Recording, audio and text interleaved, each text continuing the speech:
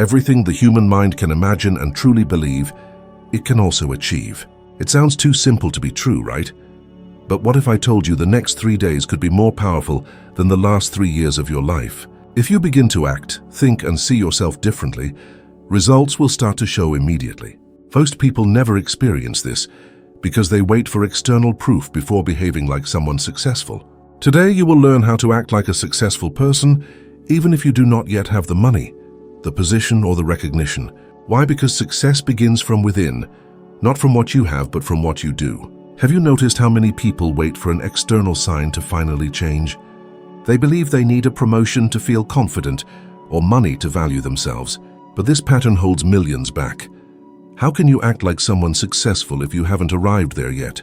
The answer is this: act as if you have already arrived, because that is how you start moving toward success. Napoleon Hill taught that every achievement starts with belief, not a passive belief, but an active one expressed through behavior. Many wait to feel ready before acting, when actually acting creates that readiness. Success does not come first to then change your mindset. It is your mindset that leads and forces reality to follow. According to Daryl Bem's self-perception theory, we form our identity by observing our own actions. You become confident by acting confidently.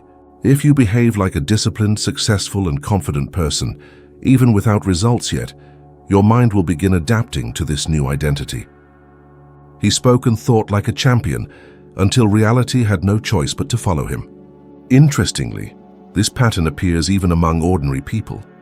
A study from Stanford University showed that people who write their goals as if they are already living them increase their chances of achieving them by up to 33%. So when you say, "I'm becoming a disciplined person," instead of "I hope to be one someday," your brain interprets this as a command. It starts searching for actions to reinforce this and activates areas linked to motivation and decision-making, especially in the prefrontal cortex that regulates focus and intentional behavior. Moreover, the way you dress directly influences how you think. Psychologist Joy V. Pellichet from Lindenwood University found that professionals who dress according to the position they want to reach report higher self-esteem, more productivity, and are perceived as more competent. This is not just pretending, it is anticipating identity, a real inner transformation supported by external actions. Repeatedly doing this turns it into a pattern. Napoleon Hill experienced this himself during the Great Depression in 1929. The key is intention. When you start your day asking yourself, "How would my most successful self act today?" you change how you answer calls, write emails, behave in conversations, and respond to rejection. With debts, failed businesses, and near giving up, he decided to act as if he were already the person he taught others to become. He dressed up, held his head high, and offered a series of free lectures to a local radio station. This action opened new doors, revived his reputation, and was a crucial step toward the success of his book, Think and Grow Rich. He did not wait for success to come to behave like a successful person. He behaved like one, and success had to catch up with him. Now think honestly, what if you did this for only 3 days? Not for a lifetime, just 3 days, acting as if you were already your most successful version. How would you wake up, talk to others, and handle your daily tasks? You would notice your reality starting to respond to this new pattern. Because you are not waiting for success, you are becoming success. That is how the first results begin to appear. Not because the world changed, but because you changed how you present yourself to it. You can have a strong will, wake up early, work hard, study, and take courses.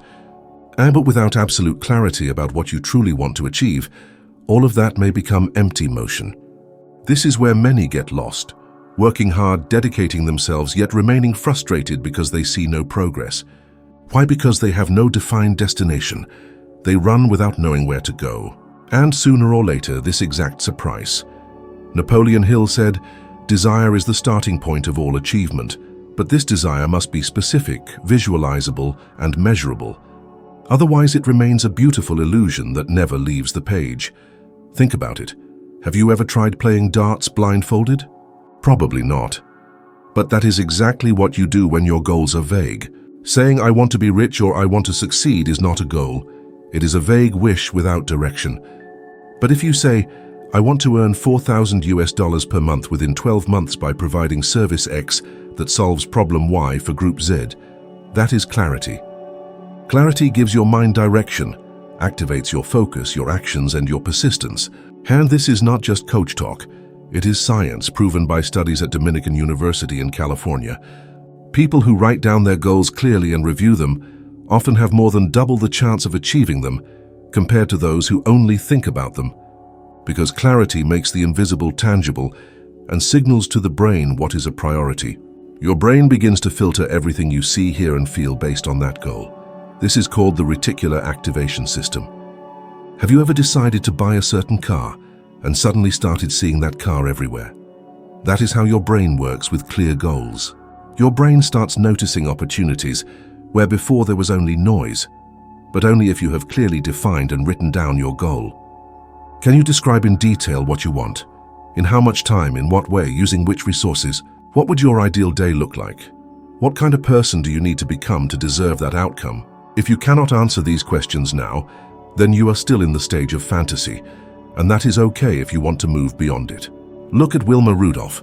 She was born premature, had polio, was diagnosed with paralysis, and doctors said she would never walk again. But she had a mental image stronger than any diagnosis. She saw herself running, not just walking, but competing and winning. And she did not just visualize, she committed fully, felt it, lived it daily, becoming the fastest woman in the world with 3 Olympic gold medals. You live according to others' expectations, pay bills, feel tired, and postpone your dream until there's time. But time is not found. It is created when you know your purpose. So stop now and write down your goals, not tomorrow. Now, as if making a contract with your destiny. Describe your ideal life in every detail, with a date, with emotion, and with truth, even if you don't yet know how you will make it happen. The how appears after the what, because clarity generates movement, movement brings opportunities, and the right chances come to those who know exactly what they seek. The hard truth is, on the path to success you will fall, not just once but many times, and often feel frustrated and want to give up. But this is not a sign of weakness, it is courage, because what separates winners from losers is not the absence of mistakes, but resilience. It is the ability to rise faster than you fall and keep going, even when everything inside you says it's no longer worth it. Napoleon Hill called this persistence guided by faith. A faith that does not depend on religion, but an unshakable belief in yourself, your purpose, and the process. Because often the greatest breakthroughs come right after the deepest falls, even when emotional exhaustion, financial pressure, shame, and fear push you to stop. In those moments, many doubt whether it's worth it, whether they're capable, whether they're on the right path, and that's where most give up. But successful people have a secret. They treat challenges not as obstacles, but as tests. As if life is asking, do you really want this? And instead of answering with complaints, they respond with action. They don't wait to have energy, they keep going, and then the energy comes. True motivation comes after doing, not before. And resilience means continuing even without guarantees, applause, or immediate results. Think of Pelé. Everyone knows the king of football, but few talk about the barefoot boy in Bauru with a sock ball and a crying father. He had every excuse to give up, but every time he fell, he got up hungrier, with talent, courage, and consistency despite poverty and youth. Pelé was great not just because of his feat, but because of his mindset. And that applies to you too, even if you hear it's not the right time or you're dreaming too big. Failure is only permanent if you stop. While you stand and try again, you're still in the game, and every attempt is a vote for who you're becoming. Every time you choose to continue, even when tired, you tell the universe, I am ready. And the universe respects those who don't surrender. There is a psychological pattern called the sunk cost fallacy, which says people quit because they feel they've invested too much without immediate return. But what if you're actually closer than you think? What if your breakthrough is nearer than you imagine? What if what you call the end is just a curve before the arrival? Many people give up exactly when life was about to turn around. Napoleon Hill experienced this too.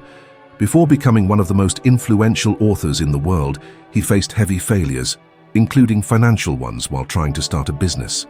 During the 1929 crisis, he lost almost everything. But instead of playing the victim, he used that moment to reassess, adjust, and persist. It was during this time that he wrote with great intensity. It was precisely because of the pain that he was able to touch so many lives later. He didn't just study success, he lived failure firsthand. What made him stand out was the decision not to stop. You've surely experienced frustrations too, and maybe today you're going through a phase where everything seems stuck. Here's a question that might hurt. What have you done with your falls? Have you used them as an excuse or as fuel? Do you tell others how unfair life is, or do you tell yourself it's not over yet? Because one certainty on this journey is that obstacles won't disappear. But you can become so strong, so persistent, so determined, that obstacles no longer have the same power over you. Positive psychology has shown that resilience is more decisive than IQ, talent, or even emotional intelligence when it comes to long-term success. And here's what's even more interesting. Resilience can be trained. It's not a gift, it's a decision. And that decision is built every day, in the small moments when you choose not to give up. So next time life knocks you down, remember, the ground is not your place. Get up, take a deep breath, and keep going. Not in a hurry, but with purpose. Because those who keep going win, not necessarily first, but in the end. And the end is what really matters. Nothing in the world has more power to change your life than the strength of your own belief. No matter how hard your journey has been, no matter how much you have been underestimated, ignored, or doubted, if you believe with intensity, firmly, deeply, you change the game. Napoleon Hill said that faith is the eternal elixir that gives life, power, and action to the impulse of thought. And it's not religious faith, it's personal faith, the silent certainty that you already have what you need inside you. Doubt paralyzes, belief moves. And when you start moving with conviction, the world rearranges itself around you. But let's face the truth. Believing in yourself when everything is going well is easy. When bills are paid, when praise comes, when the numbers rise, when effort is recognized. But what about when the situation is completely the opposite? When you work hard and see no results? When your parents don't understand, your friends doubt, and you wake up wondering if it's worth it? This is where real belief is tested. And this is where most people give up. But there's one detail many ignore. Your brain directly responds to your internal statements. Everything you repeat to yourself becomes a neural pattern. In simpler terms, what you believe about yourself determines how you act, and how you act determines what you attract. That's why many people stay trapped for years in the same cycle, because they carry the belief that they are not worthy or don't have what it takes. And guess what? They act in a limited way, sabotage themselves and block themselves. Without realizing it, they say no to opportunities even before they arrive. Science has already proven this. Neuroscience studies show that the brain does not distinguish between a real experience and one vividly imagined. When you visualize with emotion, focus, and repetition, your brain understands it as possible and starts aligning your decisions to make it happen. It is as if your mind creates an alternate route to the destination. But this route only activates when you truly believe. Bill Russell is a striking example. One of the greatest names in sports history, 11-time NBA champion, not because he was the fastest or most talented, but because he had unwavering faith in himself and his mission. He knew each game was more than a game. It was an exercise in belief. He entered the court with the conviction that he deserved to be there and played as if the title was already his, not out of arrogance, but internal alignment. The result was that the world had to accept this as truth.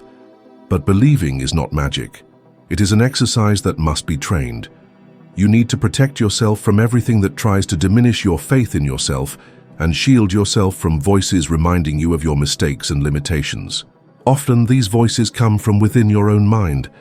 Have you noticed how sometimes it is easier to praise others than to recognize your own worth? That happens because we have been conditioned to doubt, to fear judgment, and to constantly compare ourselves. This cycle of comparison erodes your self-confidence like a silent acid, but you can stop it. It starts with language, with the words you say to yourself even when no one is listening. Instead of, "I can't," say, "I am still learning." Instead of, "I'm not good at this," say, "This is a skill I am developing." It may seem subtle, but it changes everything because your subconscious is always listening. It doesn't judge, it only executes. So if you say you are not capable, it will believe you. But if you say you are growing, it will also believe you and begin guiding you along that path. One of the hardest moments in Napoleon Hill's life was when he found himself without money, support, or hope. Isolated, pressured by family and creditors, he still decided to keep writing, teaching, and believing. When asked why, he said, "Because that is who I am." His belief was not based on results but on identity. He believed in who he was, not just what he wanted to achieve. Repeat this to yourself. I believe in myself, even without guarantees, applause, or results yet. I believe. Make it a ritual. Write affirmations, record your own voice saying what you want to live. Visualize, feel, live as if it were already real, because the more you believe, the more you act, and the more the world will believe too. Reality always bends before a mind that refuses to doubt itself. You don't need to wait for anything or anyone to start living as the person you want to become. Success is not a future event. It is an identity you begin building now through your choices and mindset. When you start acting like someone who has already won, the world begins to respond to that version of you. Your transformation does not depend on luck, but on intention.